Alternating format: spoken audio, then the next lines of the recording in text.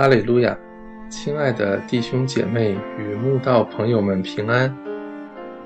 今天我们要分享的是《日夜流淌心中的甘泉》这本书中3月17日没有求问神的后果这篇灵粮。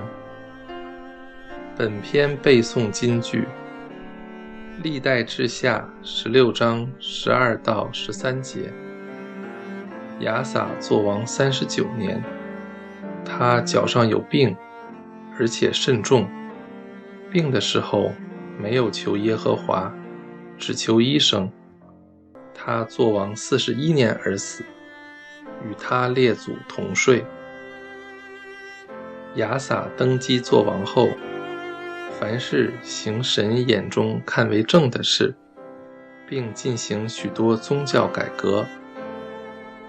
除了除掉一切偶像、外邦神坛与国中的娈童，更是吩咐犹大人遵行神的律法、诫命，专心寻求神。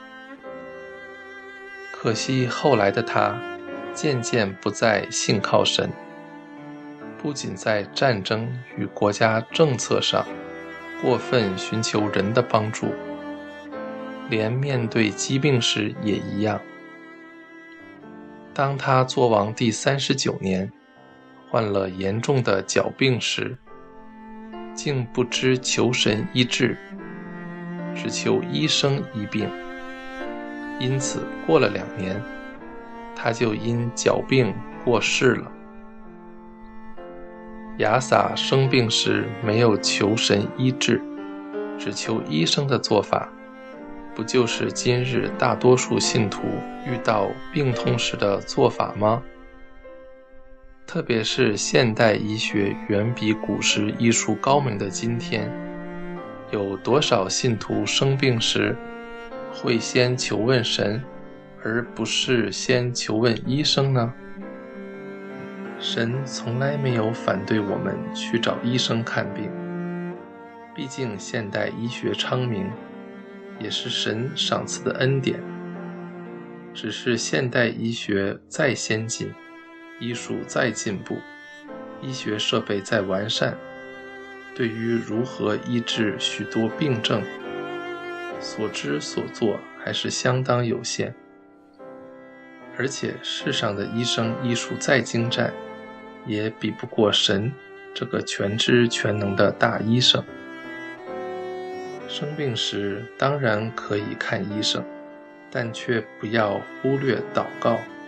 当你把病痛交到神手里时，或许神自己出手医治，或许神为你找到合适的医生医治，才能真正解决问题。曾经我也跟亚撒王一样，身体有病，只求医生，不求问神，结果就是在许多医生手里受了许多苦，带给自己十分痛苦的后遗症。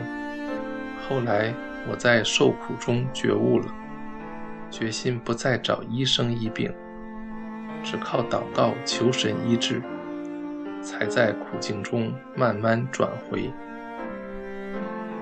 纵使医学科技极度进步的今天，人类对于人体构造的奥秘所知依然相当有限，对于许多疾病更是束手无策。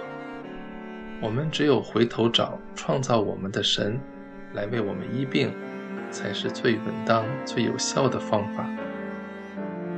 耶和华的膀臂并非缩短，不能拯救；耳朵并非发沉，不能听见。但你们的罪孽使你们与神隔绝，你们的罪恶使他掩面不听你们。信不过神也是罪的一种，不要再让罪恶使我们与神隔绝了。我们是神的最爱，他医治的膀臂从未缩短，他聆听的耳朵从未发沉。回头找神医治吧。